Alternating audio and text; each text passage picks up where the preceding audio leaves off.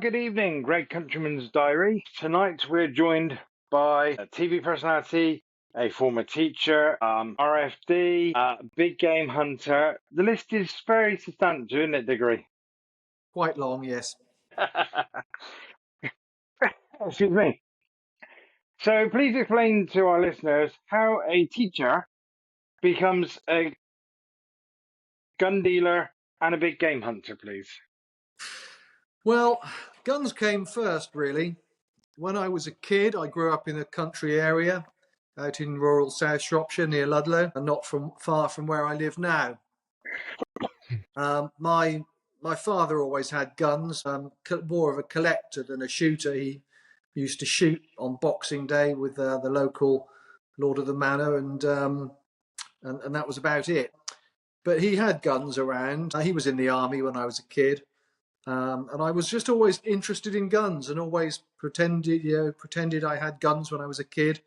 My mum didn't really approve and tried not let me have toy guns. So I stole them from my friends and hid them under my bed. And she decided when she found this stash of toy guns under my bed that it was better to have a gun freak than a thief. She relented and let me have toy guns. Then by the age of 8, I had an air rifle, a BSA Meteor that we went to London specially to buy, and I remember that trip. And then age 13, I got my first shotgun, which was the Webley and Scott 700 12 bore that my dad had brand new when he was 17.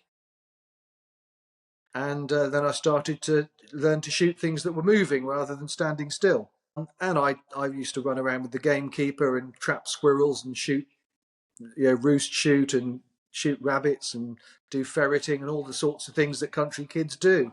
And then when I was, I suppose, 21, 22, I moved away from here and I went to live in, I travelled around for a while. I travelled around India for 6 months. Then I ended up in Thailand teaching English, and then realised I liked it and was quite good at it. So I went back to college and studied again and got some qualifications in it. Eventually came back to England and settled in London, did more qualifications, went into teacher training, ended up working for a couple of exam boards for Trinity and for Cambridge as a course assessor and an examiner. Moved up to a director's job of academic director and ended up running courses in North London and eventually managing all the academic programs for 4 language schools. The exam work and moderating was taking me all over the world, assessing things. And I did that for 23 years really before I came out of it. But the guns crossed over. So when the internet happened in sort of for me, I suppose it was the early 2000s. I was writing for an American magazine on guns because I'd always maintained my interest in them and my reading about them and my sort of historical curiosity. History was always my favourite subject. So I'd kind of educated myself about firearms for fun. And when Sporting Shooters started, I was asked to write for them. I was friends with Mike Yardley, and Mike introduced me to James Marchington, who was looking for someone to write about classic guns. They asked me to submit an article, which I did, and they asked me to submit another one, which I did, and after the third one, James just said, write one every month and send it in. So that started a 20-year column for Sporting Shooter, which went right up until it was closed down earlier this year. Yeah. So I then started on the back of that. I was asked to write for the Double Gun Journal, which was an American magazine. Sadly, also no longer with us. But at the time, it was very influential. It was an expensive quarterly, available by subscription, but also available in American shops, with a worldwide readership of old gun enthusiasts and some very good writers. And of course, back then, there wasn't an internet to find out stuff about English guns. So you had to sort of read specialist publications, and there was still a lot unknown. So we were really swapping information and educating each other, and it was quite a good community. Then, of course, the internet happened, and I was writing for the Double Gun Journal, particularly writing about English gun auctions, which to the Americans were very exciting. So I started getting people writing to me from America saying, oh, I saw in that article you wrote about the last gun auction that there was one of these guns, and I'm looking for one of those. Do you think you could find me one in an auction? So then I'd have a look around and I'd find them one and I'd say, yes, there's one coming up at at Gavin Gardner's or Sotheby's as it was then, or Holt's, and they'd say, well, can you go and look at it for me? So I'd go and look at it for them, and then I'd give them an appraisal, and then quite often they say, well, can you say it's pretty good? Can you buy it for me? And all those things you said it needed doing, can you get those done for me?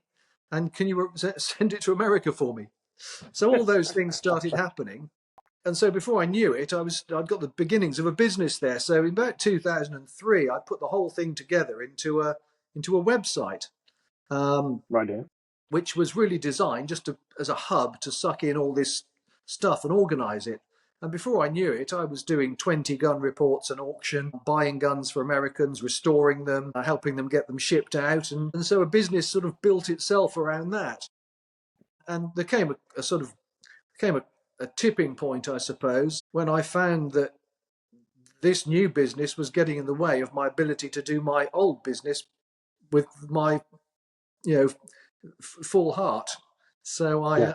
I really had to decide at some point that I had to make a hard decision that I was going to stay where I was and drop the gun stuff because it was becoming too distracting, or I was going to do the opposite and jump into the gun stuff full time and leave the old career behind. And really, I took the view that I'd been doing that for 23 years, and if I was going to have to work for another 23 years, then perhaps the thing to do would be change course and do the thing that I appeared to be more interested in.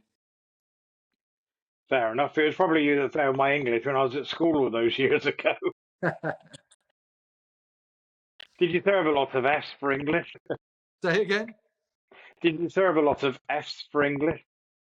I was joking aside. If I look back at my academic and management career, I was very tough.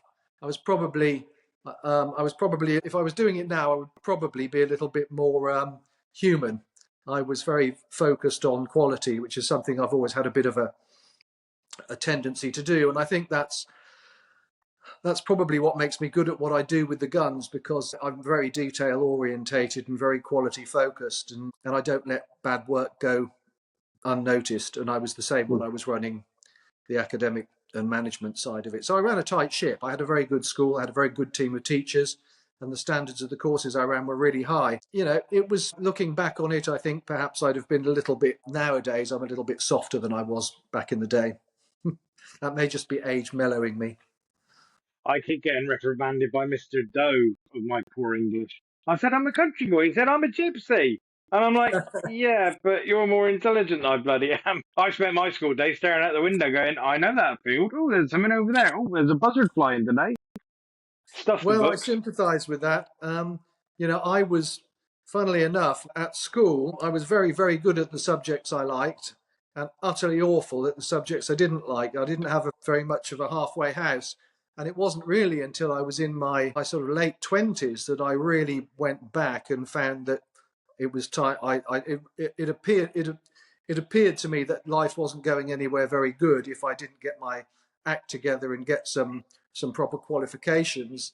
And once I turned my mind to it, I aced everything I did. It was one of those things that, tell the 15-year-old me that, who was simply interested in wearing wacky clothes, playing rugby, and being out late at night where I shouldn't be, and so on. And I probably wouldn't have paid any attention.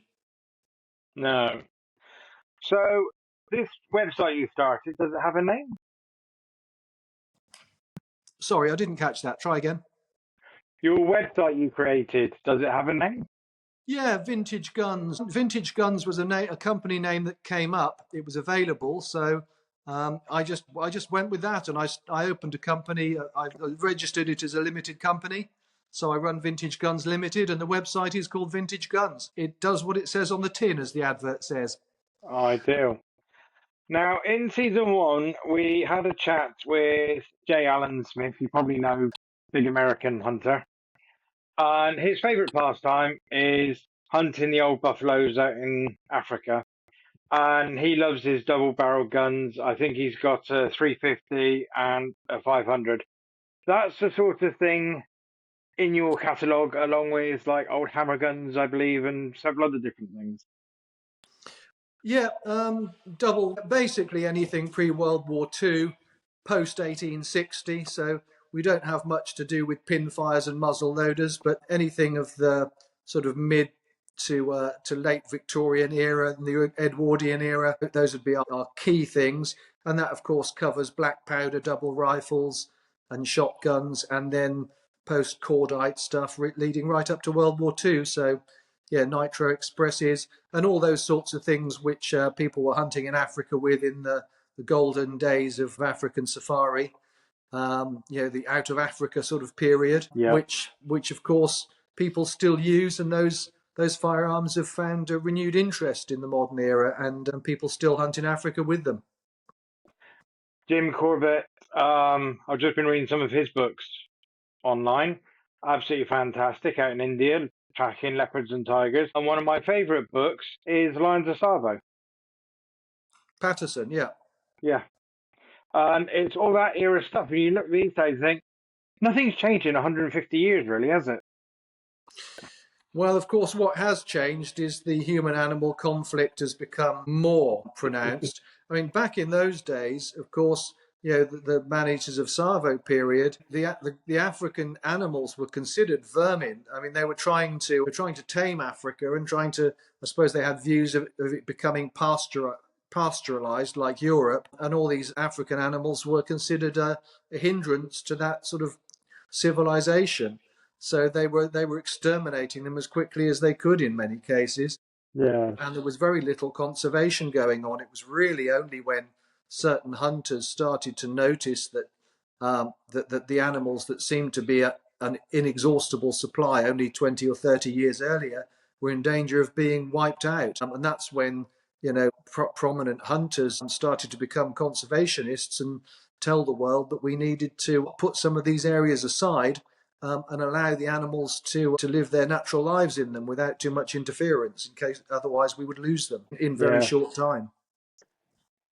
How can I put it? As hunters, we grew up seeing both sides of the picture, as most of the antis, and dare I say it, the vegans, have this lovely Disneyified look on life, but it's not getting them anywhere, and anything they try and do, conservation wise, it just goes belly up, doesn't it? Well, I think there were. What I try to do is look at the commonality of interest rather than what tends to happen in these situations, which is that we both form two tribes and then just throw things at each other. So I think there are people on both sides of the conservation line, if you like, the people that are happy for hunting to be part of the conservation model, and people who are not happy for hunting to be part of the conservation model. A lot of the actual goals that we have are very similar. The difference is that there are some organisations out there who just simply won't countenance hunting as being part of the solution to the problem. Whereas, from my point of view, I think that the truth is that in many of the conservation models that have been tested in the world to date, some of the most successful ones have been where hunting has been part of a conservation strategy, because, of course, distasteful though the fact is to the people who are very anti-hunting on principle, hunting concessions and hunting as a management and a conservation strategy work really well because they bring in money. I think part of the problem where people say, okay, so why don't you just have photographic safaris? Well, we live in a world in which, money talks, and conservation requires a lot of money. Yes. And hunters pay more than photographic tourists do.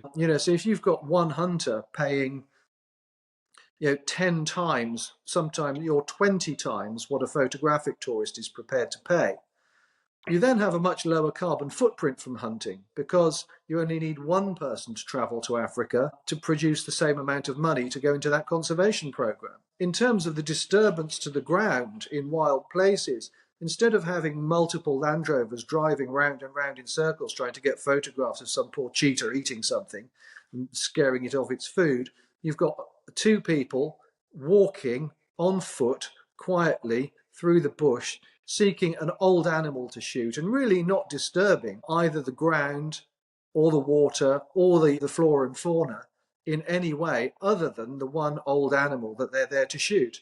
The camps for hunting are pitched and replaced every season. You know, you're under canvas on the ground with a small fire. Everything's struck at the end of the season and disappeared. Hunting camps are much less impactful on the environment than the photographic camps, because photographic campers, they tend to be more casual tourists. They're more civilized, if you like. They require more utilities. They require more safety features. They need concrete. They need elevated platforms so they don't wander about and get eaten by something. They're not experienced on the ground. They're not armed. They don't know how to behave in an area full of dangerous animals, and therefore they need babysitting. And all that takes an enormous amount of infrastructure and organisation, and the footprint on the ground is much, much more impactful than a couple of hunters going out with a rifle every day. Yeah, I was going to tip in. It must be a huge carbon footprint to cater for photographic safaris as opposed to a hunting safari as well. Absolutely, yeah.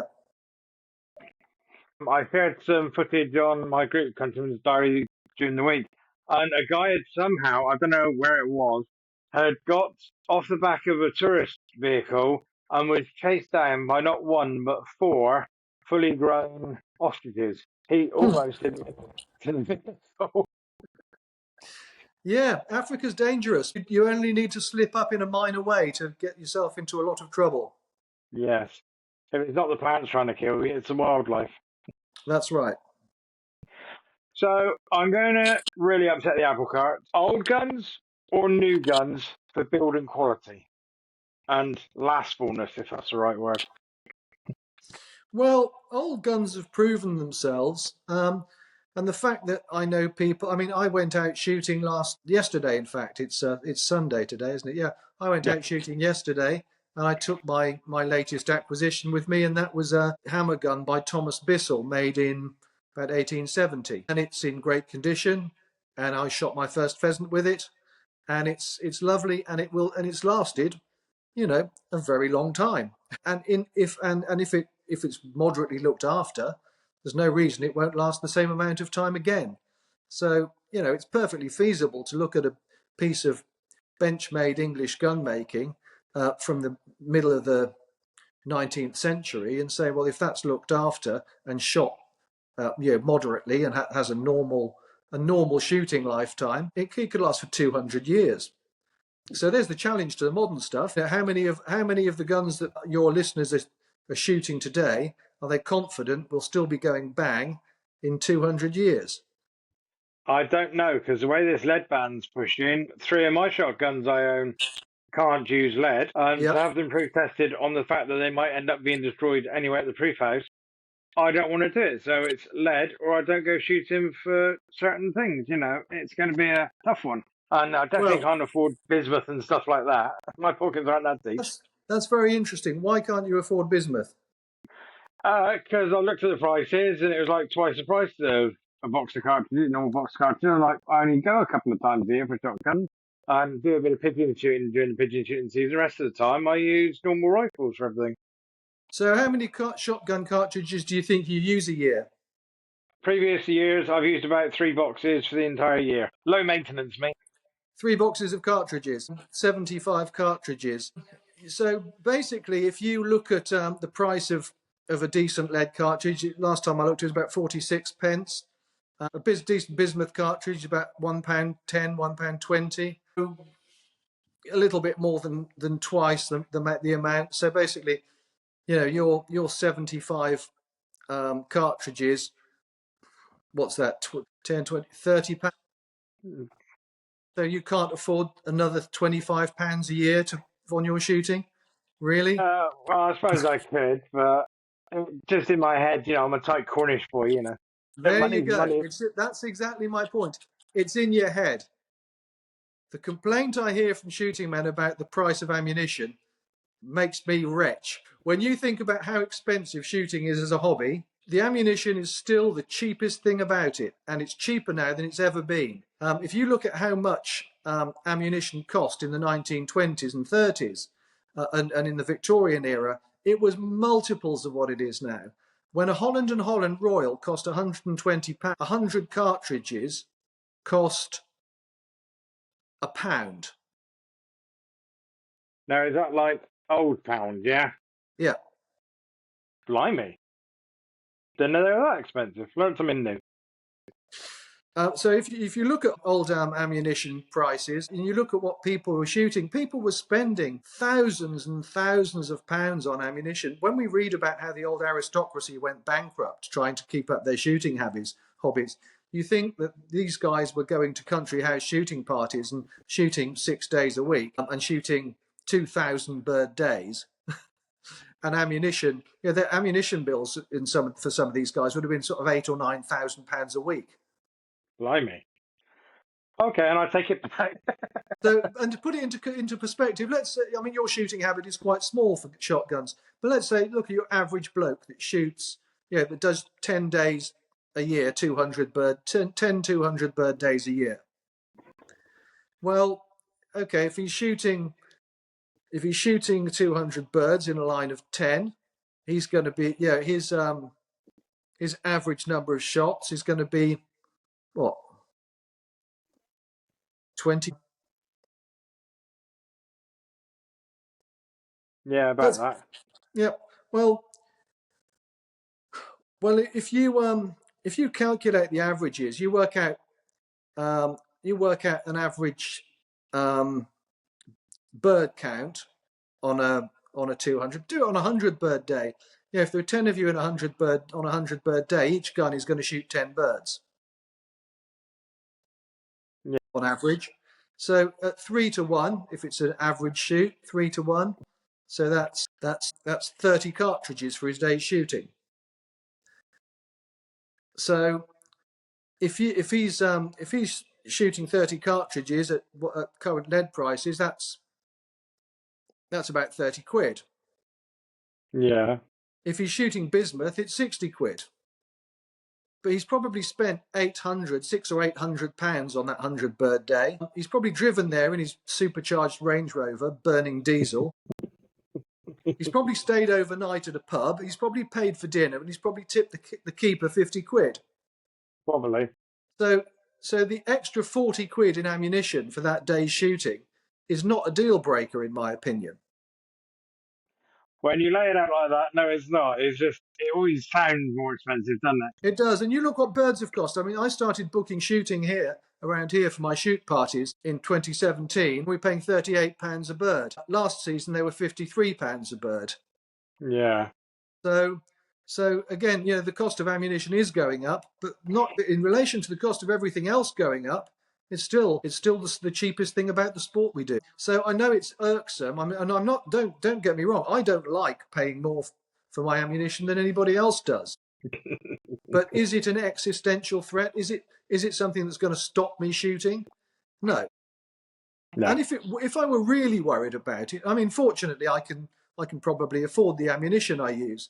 But if I was really worried about it and I thought I really need to cut down, or I had a wife that was saying, here's your budget for shooting and it's not going up, you can't spend any more next year than you spent last year, well, then I'd shoot 9 days instead of 10 and the budget would be exactly the same. Yeah. Okay, then I'll look into it. I think where people will suffer, and this is something that I count myself among. Not many people go shooting pigeons with old English guns. I do, and I shoot lead in them. So if you go and you take a slab of cartridges out on a day's decoying and shoot a slab of cartridges, and there are guys out there that go and do that every week. Now, if you suddenly have to swap from lead to bismuth, I understand for a lot of working men that's a tough ask. That's a lot of money to try and spend. But if I'm honest about it, and I think about most of my pigeon shooting friends, not many of them shoot them with old Purdy's. They shoot them with Hatsan Escorts, and they're quite happy to put steel through them. So it's not actually as much of a problem as most people seem to think it will be. And I think the people who will be most affected are people like me, whose enthusiasm is for old English guns that are chambered for 2.5-inch cartridges and really are only suitable for shooting lead. Rightio. Or bismuth. Oh, yes. So I know from chatting to you and watching YouTube videos, you're a bit of a historian buff on things. But I believe with a couple of manufacturers, is it your historian or caretaker of the records or something like that? Well, I do a couple of things. I help Wesley Richards out once a week, and I work for Rigby once a week. So with Rigby, I take care of their records, act as their historian and an archivist. So if you need a Rigby looked up in the history books, then I'll dig out the serial number and find out what we can about it. And I'm going through their old books and trying to discover as much as I can from them about the history of the company and see what we can learn from going through all these reams and reams of old books that we've got, and they're very interesting. I saw, I believe it was one of your posts during the week, they found a missing volume. That's right. I was at Rigby's last week, and I was going through some of the books that were still wrapped up in brown paper, and there was one wrapped up in brown paper and it was labelled barrels. But when I opened it up and took it out, it was actually a serial number book, which we didn't know we had. So I've been telling people up to now that our serial number books finish at number 17, I think 1775. Um, and I've now found a book which takes us from 1775 serial number right through. So essentially, that takes us from about 1903 or four, right up. Actually, no, I think it's 1914 up to sort of the 1980s. So, how many years has Rigby been going, and how much is the record? Rigby was founded in 1775, so next year is the 250th anniversary. Blimey. But as many people will know, Rigby was sold in 1997 and left England and was bought by a chap in America.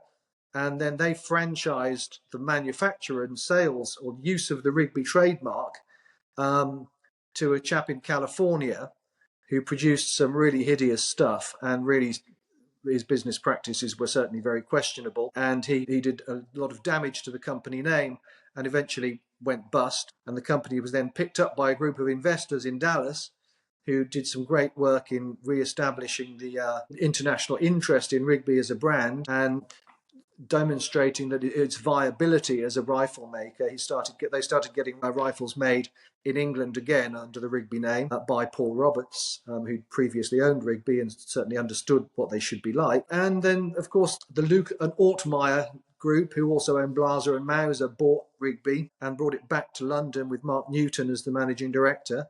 And since then, they've gone from strength to strength. And Rigby now are the largest gun and rifle manufacturer in the UK by a long way. I mean, to give you some perspective, I don't think it's any trade secret to say that I think Purdy and Hollands are probably pumping out fewer than 100 guns and rifles a year. You know, I think 70 is probably a more widely quoted figure. Rigby are doing that a month. Blimey. That's a lot of steel. It is. And it's a great business model because at the top end, they've got the super expensive stuff, just like everyone else. You know, the Rising Bite double rifles, which are £140,000 plus. And then you've got the London Best, the handmade bolt action rifles, the tradition of the sort of London trade, making lovely Mauser action rifles, you know, hand checkered, deluxe walnut, beautifully done. And they're about £27,000. Starting price. Obviously, you can bling these things up to your heart's content and start adding more money to them, but £27,000 will buy you a nice London Best. But then you go down to the sub £10,000 bracket and you've got their Highland Stalker and big game models, which open them up to a whole new demographic of people who certainly couldn't afford a £27,000 rifle, but they might be able to think about buying an £8,000 rifle. You know, that suddenly brings it within the reach of a working man who's just happens to like his rifles and want an English rifle, who might think about that being a sort of lifetime's purchase and a dream rifle, and that is attainable. You know, if you can afford a Ford Fiesta on down payments and pay it off in 4 or 5 years, you can do the same with the Rigby Highland Stalker. But the Highland Stalker will still be here when you pop your clogs, and your Fiesta will have been in a scrapyard 30 years earlier. Yes. So is there quite a bit of heirloom buying, same as like Rolex watches and things like that with the guns? So quite a lot of what? Heirloom buying, I leave this gun to the family to carry on down through the lines, that type of thing.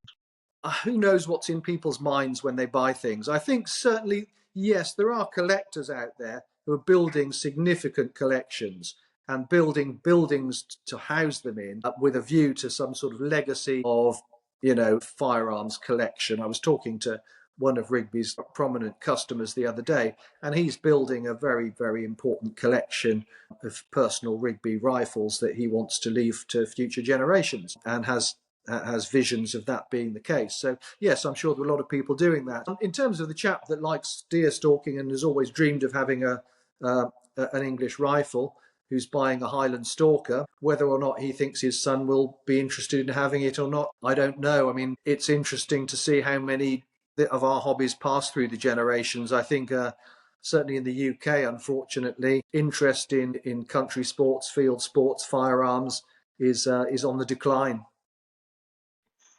Sadly, I think accumulative with the internet and the way I'll call them children because up until most of them they are still. A prime example, my son loves country sports with me, but he's quite happy playing his Xbox all day. He loves all the game meats. Back along, he went on a school trip and can I have some of your venison in my sandwiches, Dad? Yeah, not a problem. Of course, he sat on the bus with oh, what's that? Oh, and the look of horror on their faces, and one girl was still banging on about it about 8 months later that he's crawling by American Survey. And I think it's the modern persona, and of course it is online now, and you can go from a hunting video in Africa to a dairy farm in America to a vegan campaign in like 3 clips on YouTube because it's all there one after the other the way it's stacked up. I don't think it helps the way life is, as the old country ways, it was not quite as secluded, but I suppose it was, and it was just passed down from generation to generation, wasn't it? So that's all you Yeah. knew was like the next door's wall. Yeah, absolutely. I mean, hunting, shooting, fishing, they were just part of the fabric of life, and they were things that people understood, and you either participated in them or you just acknowledged them, but very few people were antipathetic about them. Yeah. So while we're on the subject, do you think like the Disneyfication of everything has made a huge amount of difference, or do you think it was the way it was going to go anyway, and that was it type thing? Well, of course, Disney was around when we were kids. I remember going to see Bambi at the cinema. Um, when and that was a very long time ago. So it's not a new thing. I think what's changed with the internet partly is that most people, even people that lived in the cities, I don't think they got up most days thinking, oh, people who shoot things are bad and I'm really motivated to do something about stopping them. But now, your average secretary who works in London goes to her desk in the morning, opens up Facebook while she has a cup of coffee, and in her feed, she gets landed photographs of, rich American with dead animal of African animal, you know, rich toffs with a pile of dead pheasants, you know, all sorts of claims about animal cruelty in the hunting industry and so on and so forth. And quite often these come with an emotive headline and ban this horror now, click this button. And so it's the easiest thing in the world to go, oh yeah, that looks nasty, let's stop that. Click the button, and then you've suddenly got 1 million signatures on a petition against whatever it is they've decided to flag up that day. Yes. So, in terms of agitation against us, it's far easier to do that and far easier to motivate people to act who otherwise really wouldn't be interested, I don't think, and certainly are not No. invested in being against hunting or shooting because of their own investigations or their own proclivities. They're simply fed this on a plate and decide it's easier. Let's face it, it's an easy sell. Yeah. Animals are nice. Most people would subscribe to the idea animals are nice, we like them. People that kill animals must be nasty and we don't like them. So let's stop them doing it. That's good. Yeah. That's as deeply as most people get into it, because they've got other things in their lives that actually are impacting their lives, and so their motivation to look deeper into it is not really there. I find with a lot of these things, it's a bit like the old war propaganda. They all have these keywords in them, and they're used to the point of it's now just like random words. They used to be dedicated keywords, and you didn't notice them as general public, but now you read them so much: cruel, barbaric, psychopath hunters, etc., etc. They're just words now, aren't they? They've lost that edge, if you know what I mean. Yeah, well, people are aware. People are savvy. They're aware of what works in the modern world, and so modern communication methods thrive off keywords, and that's what they do. And if you keep hammering home the same point using the same words, it sinks in. Yeah. I loved me wildlife programs. Grew up with David Attenborough and people like that. Tony Soper, who sadly passed away earlier this year. Now, we've got some Disney Plus and they own National Geographic now, so you get all the wildlife programs. And my pet hate with it all now is they've named every single animal they're watching, and that drives me nuts. Years ago, it was a lion, a lioness, two or three hyenas, and they just came in, did what they needed to do. They were recorded. Now they've named them all, and it's like a soap opera almost, and that drives me nuts because they've like lost the I suppose, the animal out of the program and they've made it humanized. They're no fun to watch anymore now. I agree. I think it's very.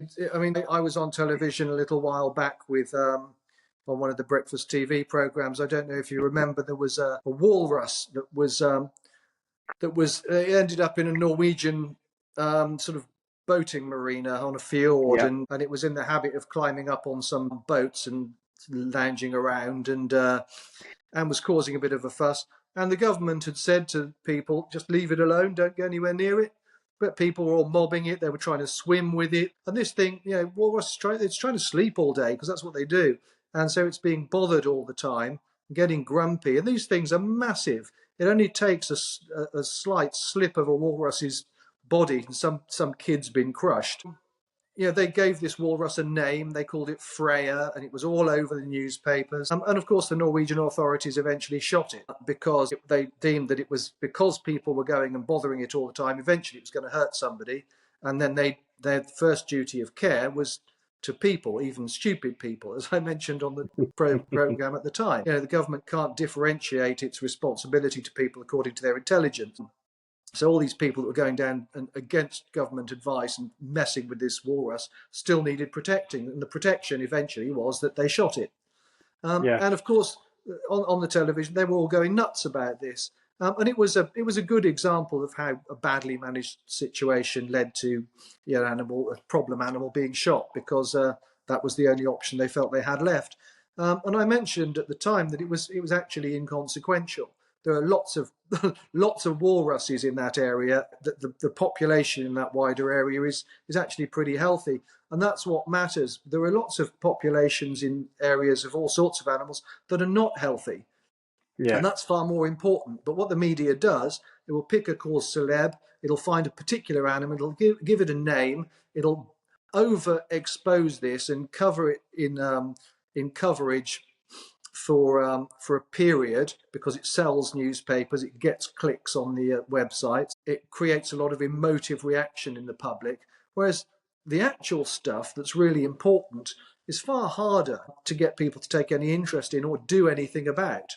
But to create outrage around an individual animal that they name and make a sort of celebrity out of is a tried and tested and very cynical, I think, media approach to animal stories. yeah. It's sadly a bit like the black and white furry things at the moment and the decline of hedgehogs, isn't it? Yeah, that's I don't I'm not actually on top of the science with that. I think as far as I'm aware, the jury is still out and they're still experimenting to find out what the data will tell them when they've finished the program. Yeah. From what we can understand, TB yes, it's possible through feces, etc., etc. And then the way they ran it, even the vet basically said the way cattle are ran, they're basically eating the next one's excrement as they go along. But most dairy farms, which is what suffers with the TB, do line feed anyway. So the cattle have an electric fence down through the pasture, and every day it's moved forward like 20 yards or whatever, depending on how many cattle you got. And they all want that fresh grass anyway, so everything stood behind them very much the same as if they're in stalls feeding.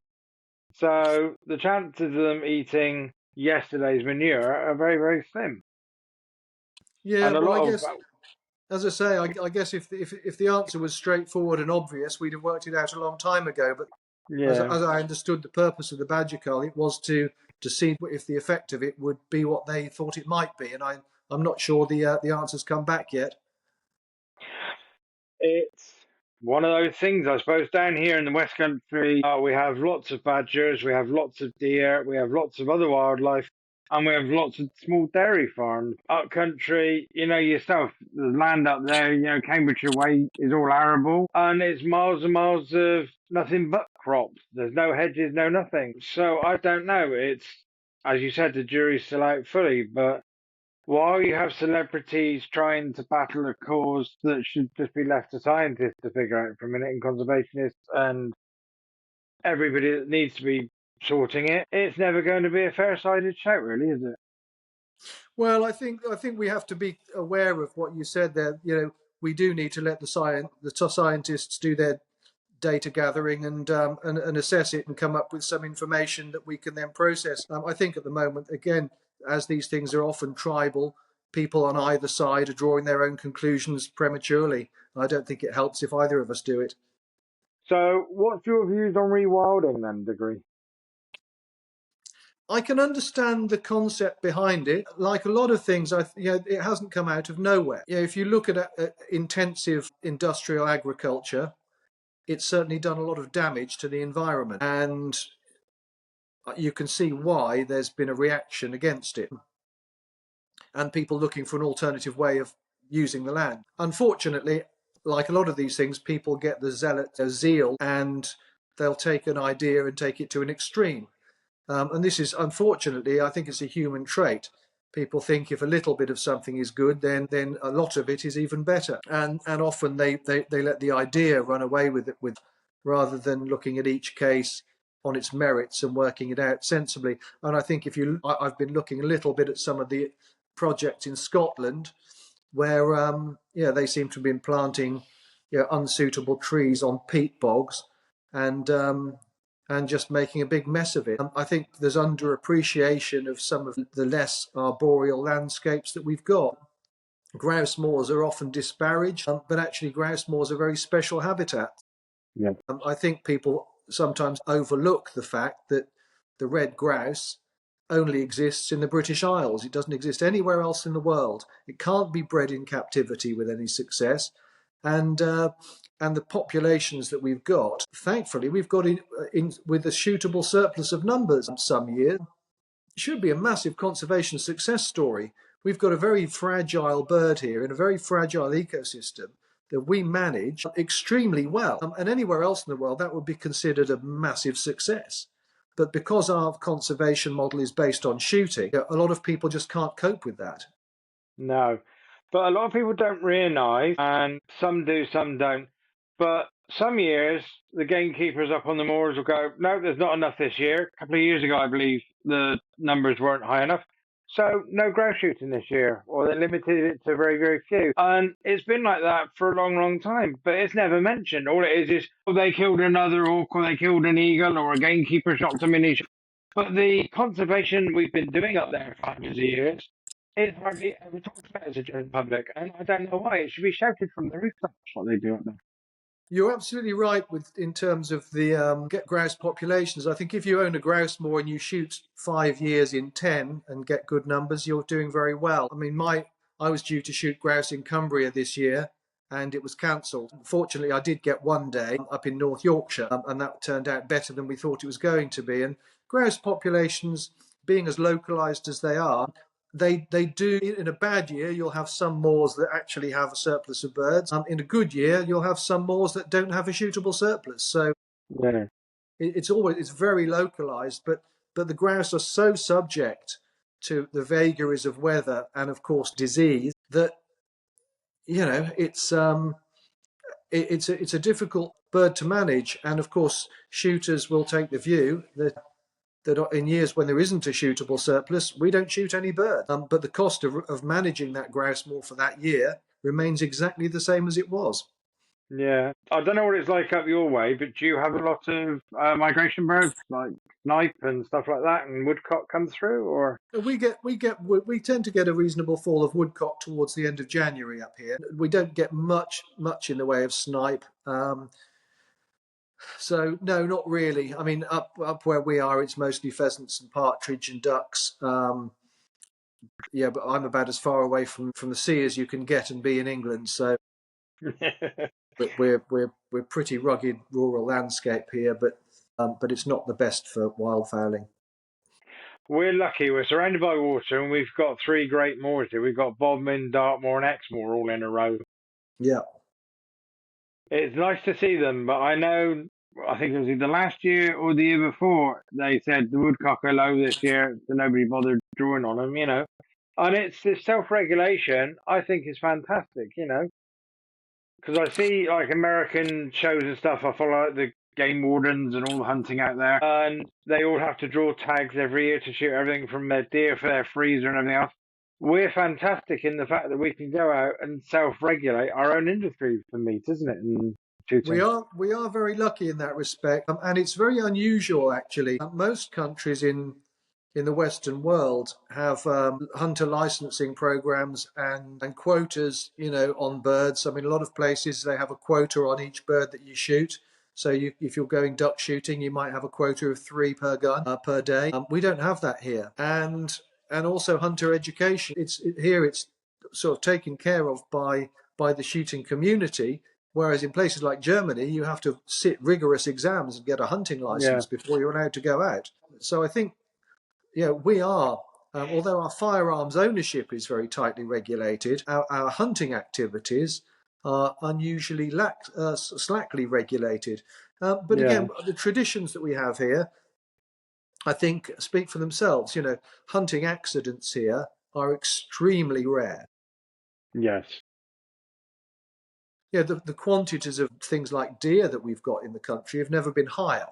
So we don't have that issue that some places have, where you actually have to tag or regulate or restrict the number of the particular species that's taken. Because here, as you know, deer are more prevalent than a lot of organisations like the Forestry Commission would want them to be.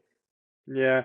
We have a I'll call them rural herd of fallow here. On a good day, you can drive up the road here about half a mile and see 100 head of deer, not a problem, out on the roundabout in the grass around the verges and stuff around the industrial estate, would you believe? It's Because amazing. originally that was their home range. Yeah, And I've got pictures, you might have seen them on my Facebook. I can walk up to about 6 feet of a buck and take its picture, and it's quite happy before it thinks, oh, yeah, I'll move on or just sit down. And amazing. yeah, it amuses me to get that close because I go down my woods. I might go down there 5 or 6 times and see a roe deer once or twice in a hunt. But I can look outside my front door and this deer literally walk past sometimes. Like, oh, wait, what are you Yes. doing? They look back and go, oh, he spoke to us. Oh, they don't normally speak to us. Yes, they adapt very well to the different habitats, and of course their behaviour very much depends on how they interact with us. If they're getting shot, they become a lot shyer. Well, it makes me laugh. They even use the crossings and the subways around here. Really We got a shopping centre up the road where Asda's and a few other shops is, and there's two subways to go under the main road to two different housing estates. And the deer actually use the subways to go underneath from where their high ground is to their low ground for feeding. amazing. I was surprised if you didn't put bloody zebra crossing in there, would use that as well, or deer crossing, they'd probably use it.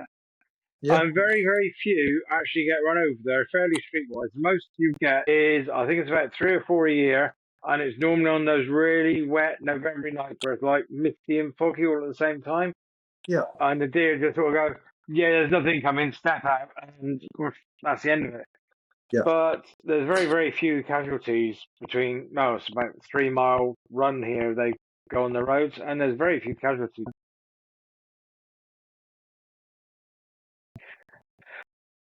So we've touched rewilding, we've touched your guns. Is there anything you'd like to openly discuss? I know you get shot down on a certain morning TV program with a certain gentleman, but is there anything you'd like to air or feel that you could have been able to speak? Well, I just think that our public intellectuals, if you like, for want of a better word, need to really be a little bit more open-minded about hunting and hunters and the interaction that we have with the continuation of viable habitat and flora and fauna in this country, because most of what I see, even from people that I admire in many respects, like Ricky Gervais, who's a very intelligent man. He's very, very clever, very good on a lot of subjects, on a lot of things. I totally agree with him on. He's a very sharp observer of the world and good commentator on it. But he's a very much defines himself as an animal lover. But I think I would define myself as an animal lover just as much as Ricky is. I don't know if Ricky's a vegetarian, but if he eats meat, well, of course somebody kills that for him, and then he eats it. The only difference really between you and I and him is that a lot of the meat that we eat, we will kill ourselves and butcher ourselves and Yeah. and handle ourselves. We're just that little bit more closer to the reality of what that whole process is, and we're involved with the whole process, not just the end product, which I think is a more honest way of dealing with things. But I think that there is a tendency to demonize people who shoot as bloodthirsty morons, whereas, of course, you know, conservation started with hunters. There's a Yeah. reason that the Jim Corbett National Park in India is named after its most famous tiger hunter, because he was also one of their earliest conservationists. There's a reason the Selous in Africa is named after somebody who was quite famous as a hunter. You know, national parks generally were the national parks movement was started by hunters because they were the people that noticed what was going on. And of course, in the world that we live in, it's not hunting for sport or for management, responsible hunting, that is responsible for the decline of species. It's primarily human animal conflict where animals live in an area and expanding numbers of humans also want to live in that area. And Yeah. when they expand into the animal's habitat, they find the animals either competing for resources. So you've got, antelopes eating grass that the people would rather their cows were eating, or you've got deer eating the tops off trees that the foresters would rather they could grow into a timber crop, Yeah. or you've got lions and crocodiles eating people at inconvenient point, and obviously that doesn't go down well either. So where you've got people expanding into wild areas, these human animal conflicts, whenever they occur, it's the animals that lose. Well, I can see, just to interrupt you, rewilding in Scotland. Okay, we're going to have a pack of wolves up there. Well, there's right to roam up there. You're not going to be able to put a sign up every 20 feet saying, do not enter this enclosure. And you're bound to get some Tom, Dick, and Harry jump the fence and then met with a pack of wolves. And that's going to be wrong then, isn't it? So then that rewilding process has got to end. And then it will be somebody else's fault, won't it? Well, I think, yeah, my own view of these things is that you have to take into account what the actual local circumstances are. And unfortunately, in the UK, we have a relatively small amount of land, and most of it is inhabited pretty tightly. There are areas, of course, in the world. There are parts of Europe with bears and wolves. There are parts of North America with bears and wolves and pumas and things. And people go hiking and jogging and camping in these areas. They have to be very careful, and sometimes they get eaten. But it doesn't mean to say that the areas are off limits for people. They manage to do it. But we're talking about much, much bigger areas. Yeah. The UK, I just don't think has areas that are big enough to do that. And I don't think that the reintroduction of major predators to the UK, with the 70 million people that live in it now and the wide coverage of it for sporting, leisure, agricultural industries, is viable. I mean, I just don't think it makes any sense. No. When you consider Texas as a state, you could fit the UK into in like 7 times for size comparison to how big America is. It makes us look very small, really, doesn't it? It does. Yeah, I mean, I travel in America a lot, and the spaces over there are vast. I mean, I think I haven't checked this, but I've got a feeling I was once told that Texas is basically the size of France. It's So, massive. and yeah, you've got places like Alaska and Wyoming. I mean, these big open states with huge amounts of land. You know, it also, we have to remember that, you know, the reason that we have national parks like Yellowstone and places in the States is because by 1900, you know, the expansion of the American West from the 1860s into the up to about 1900, they had pretty much wiped out most of their wildlife. Yeah. You know, so it's we have to be cognizant of the fact that with um, modern modes of transport and firearms, we can decimate, you know, millennia old populations of animals in decades or less. It doesn't take very long to have a massive effect.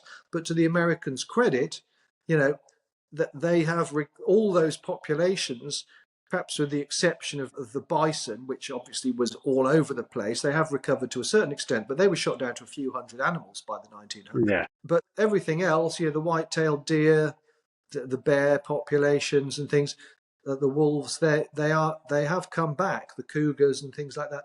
So you can see how when hunters are involved in a regulated way, and hunting is regulated according to the availability of species to shoot, that hunting and conservation do go hand in hand and become a really good success story. And the United States is a great example of that. They have brought their species back from the brink, and the way that they manage them and hunt them, and the way they take hunting money and put it into conservation programs, speaks for itself. The populations of all these animals are now much, much healthier than they've been for decades.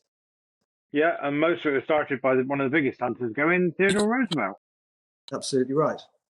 I think if memory serves me right from reading about him, he started 9 national parks before he finished his term as president, was re-elected for a second go, either the next time or the time after, finished all that work, created another half dozen national parks, and was still out shooting every other time he could get 5 minutes to himself. Well, of Incredible, course, man. yes. Well, of course, he went to that big African safari with his son to collect specimens for the Smithsonian, Yeah. which he chronicled in African Game Trails. Vastness of the hunter and education that we provide, hey?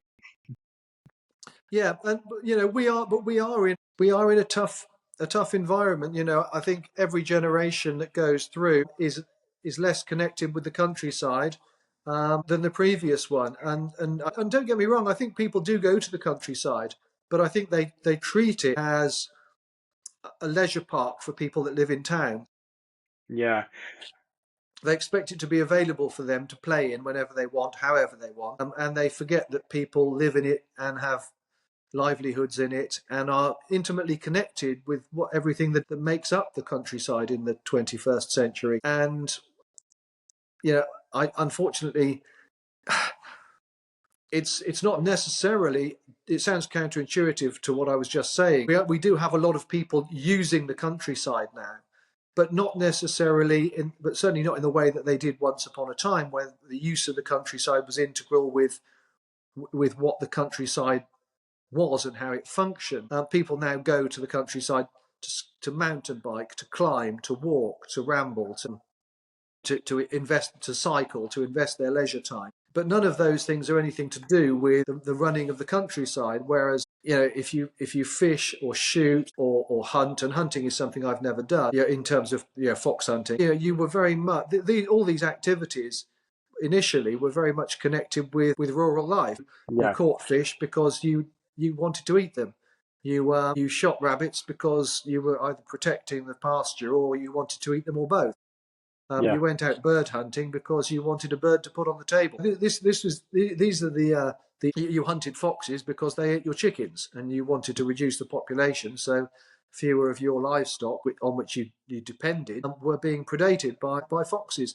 So these what became leisure activities very much have their roots in what country life requires in terms of activity, and so in order to be involved with one of these sports, you have to be pretty closely connected to the countryside and everything that goes on in it. Whereas you can come out on a mountain bike and go bombing down a forest trail and really not interact in any way at all with what the countryside is. It's just a playground. Yeah. Well, I know I got up on Dartmoor with the family here because it's literally a stone's throw from us, 20-minute drive. And people go there, they walk their dogs, they walk the family, they have a kick about on the grassy bit, but they don't see the moors, if you know what I mean. The old expression, you can't see the wood for the trees. Yeah, I'll stop and I'll point something out to my kids. You know, the other day we went up and by chance, growing next to a little mouldy boulder was some mushrooms that had sprung up overnight. And they still had the morning dew on. I said, kids, come and have this. And they come over, oh, there's some mushrooms, Dad, and walked off again. I'm like, oh, I give up some days. But to me, finding something like that with the mushrooms still got the morning dew on, hadn't been knocked over by anybody, the sheep hadn't eaten them or nothing else, to me, that's fabulous. You know, every day the sky. I take a lot of sky great pictures here because I literally face south and west at the back garden, so I get some cracking sunsets every evening. But I have yeah, a funnel of houses because I live in two terraces here, and I have to literally point the camera up over the two lots of terrace houses just to crack it. But it's different every day, and it's fantastic as far as I'm concerned. But I'm old school countryman, so yeah. I mean, I have to say, in defence of the modern generation, that there is a renewed interest in things like foraging. yeah, And yeah, my other half is very invested in the sort of chefing business. She runs a magazine which caters to the high end restaurants, and so many of the young chefs that are involved that she meets, they're very into their ingredients and where it comes from and how it's produced, and they're very into foraging and using different things, natural ingredients, and that's there is a resurgence of that. And I think, we can be quite cynical about the sort of hipster movement and all laugh at them going to try and find out where the vegan tacos grow. But actually, if we look at it positively, there is a vibe there which I think we should tap into. That these people are starting to get interested in the outside world. They're looking for a slower pace of life. They've got a natural antipathy towards um, you know big agriculture, big pharmaceuticals, everything being processed, everything being homogenized. And that sort of, okay, we can laugh at some of the sillier parts of their approach to it, but actually, where they're coming from, I think there's a lot of good about that. yeah. And if we can bring them in and tap into that sort of basic interest that they have and guide them into some of the realities of the countryside and animal husbandry and hunting and looking after the countryside, then we can encourage them to come on to our side, really. Well, it's like when I was chefing. I know I'm going back a while now. When I was chefing full time, you get the afternoon break. Well, I used to unwind by going shooting, even if I just saw a bit of countryside for an hour. It's something different than the kitchen four walls. And some nights, if it was straight busy, hectic at work, I used to go lamping for an hour just to unwind before went home. One of the kitchens I worked in, the boss came from South Africa, probably methylated fish smoker. Yeah, Yeah. Don't know, never tried, he said. We only have instant fishing.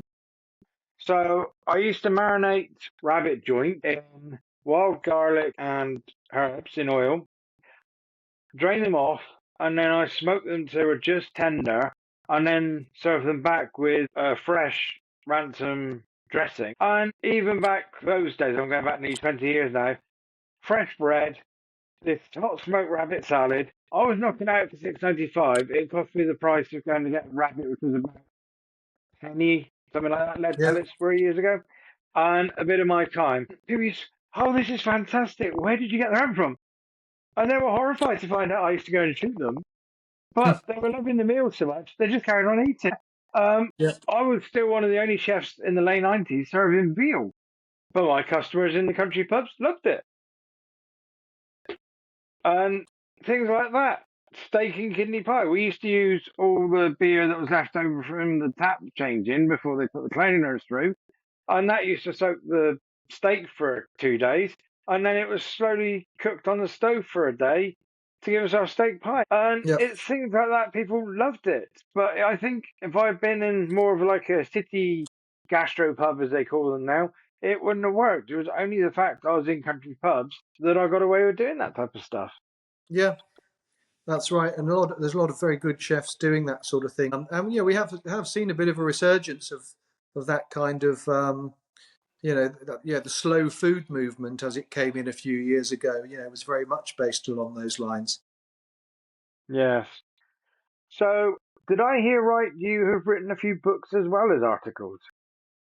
Yeah, I wrote my first book in 2000, and that was Vintage Guns for the Modern Shot, which was basically introducing people to the concept of how you could use old guns in a modern shooting context and do very well with them, and why they were more interesting and better built than anything you were likely to be able to afford that was modern. That did pretty well. Then I wrote another one, the British Box-Lock Gun and Rifle, in 2012, which was a more technical book covering all what I'd call body action guns. So guns that are not side locks but have the mechanism within the body of the action. And then I wrote another one in 2016 called Hammer Guns in Theory and Practice, which was basically just showing people how really expanding on my own passion for hammer guns and why I've always enjoyed using them. And like all my books, I try and guide people through what it is they're looking at, what they need to know, and how I've made it work for me. I mean, all the books really that I've written almost to myself. So I've been writing them saying, well, if when I started out on this journey of interest in English guns, I had somebody that would tell me everything, all the basics that I needed to know, that would have saved me a lot of time and experiment and trouble and searching. So I put all those things into 3 volumes so that if somebody is interested in those sorts of things, this is a shortcut to getting an education in them. I do. Glad to hear it. I'm currently writing a book for Rigby, and it's about their last 15 years. So it's about the period from where they were basically dead and buried in America to where they've got to now, and that's called Rigby Resurrection, and we'll be launching it in May. That'll be limited to 1,000 copies. Rightio, I'll keep my ears out for that one then. I know one of my first British shooting shows, I went to one of the gun stands there. And of course, being trade, you can wander around after everyone's gone home. And there was a pair of old shotguns in this old wooden box, I think it was mahogany. And the velvet was this lovely deep purple. And I said to the chap, what would this set me back? He said, well, that would set you back about 90,000 for the pair. And I had to pick myself up off the floor because I'd never seen anything that expensive for just a shotgun, you know. And I'm looking thinking, it's just a shotgun. How can it be £90,000? But how do you justify such a high value on something that just goes bang bang the same as my Ugatetia that I got for 100 quid? Well, because you've got to make it, and you've got to pay the people that make it, and it takes about 1,000 hours of handwork from people who take 7 years to do an apprenticeship, to do all the bits of filing and shaping and polishing and oiling and regulating that they have to do in order to produce that handmade thing. You can go and buy a Patek Philippe for a lot of money, or you can buy a Swatch. They both tell the time, but they cost inordinately different amounts of money to produce. So, like everything in life, you decide what you value, and what you appreciate, and what you want to spend your money on. And it doesn't. I think it doesn't matter what it is you're looking at, whether it's cars or motorcycles, pens, watches, guns. There's the top end of that line. The handmade, beautifully designed, bench built creation that the connoisseurs will really appreciate, and there's the utilitarian end of it, which people will simply buy because it's cheap and it does the job. So I know people that drive very expensive cars and shoot cheap guns, and I know people who drive very cheap cars and shoot expensive guns. You pay your money for what you value. Yes. So, how many hours did it used to take to make a shotgun by hand, and has modern engineering speeded up at all? Even though they still make stuff by hand, but they have CNC and everything these days? Yeah, I mean the CNs. Well, it depends. Again, it depends what sort of gun you're looking at. I mean, the technology now is, if you look at these things that are getting spat out of Turkish factories, they're pretty much entirely machine made, and they're being produced to such a degree of fine tolerances that you can pretty much take it out of the machine, put it together, and it'll shoot. Best gun, they tend to be more complicated actions, so there are more working parts, and they all have to do their jobs in tandem with one another, and so the complexity of the mechanism is greater. But the machinery, I think, has removed a lot of the drudgery from, certainly from things like actioning, because you don't start off with a rough lump of metal that you've got to file with a big heavy sort of a rough file down to a basic shape, and then go down and down and down until you get to the final form. They produce something which is pretty much the right shape, with all the right bits in the right places, and then the last sort of, say, 50 thou is being filed down by hand. But it's what you see when you when you pick up a finished gun is that last bit of work. Yeah. You don't really appreciate the half an inch that's been hacked off with the chisel at the top of it. It's the final shapes and the finesse of it that you get from handwork, which you still get. Difference between a Focus and a Ferrari. Yeah, but perhaps. But I think that you know the technology will very soon, if it doesn't already, allow us to produce guns that come straight out of a machine and that can be put together and shoot without hardly any hand fitting. But at the top end, at the high art stuff, or the high quality stuff, where people really appreciate the handwork, it's in a way it's the imperfections of handwork that make something artistic and beautiful. Perfect symmetry isn't beautiful. If you, I mean, people rave about. I won't mention the name, but there are a couple of Italian companies that produce extremely fine quality, very expensive shotguns entirely by machine. And I've seen and handled, you know, dozens of them, and I've never picked up one that I ever wanted to see again. They do nothing for me at all. They just don't speak.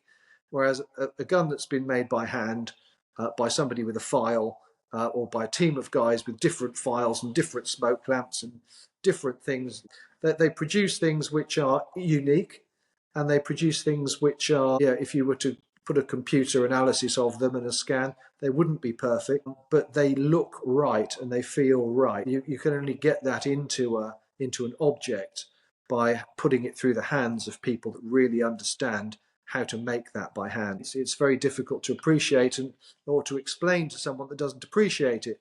But fortunately, there are enough people who do appreciate it to keep that trade alive. And actually, we've got a few firms in England who are producing some beautiful stuff in the same way that it was made 100 years ago or more, using the same techniques for most of those operations. And we're keeping that tradition going, and we're keeping those skills alive. And fortunately, we've got people who've got the enthusiasm and the money to spend and the willingness to spend the money to make it worth their while to keep them in business. Ideal. Well, I won't hold you up anymore. It's been a pleasure and an education, sir. Thank you very much. It's been a pleasure from my end as well. Ideal. Thank you very much. Have a good evening. And you.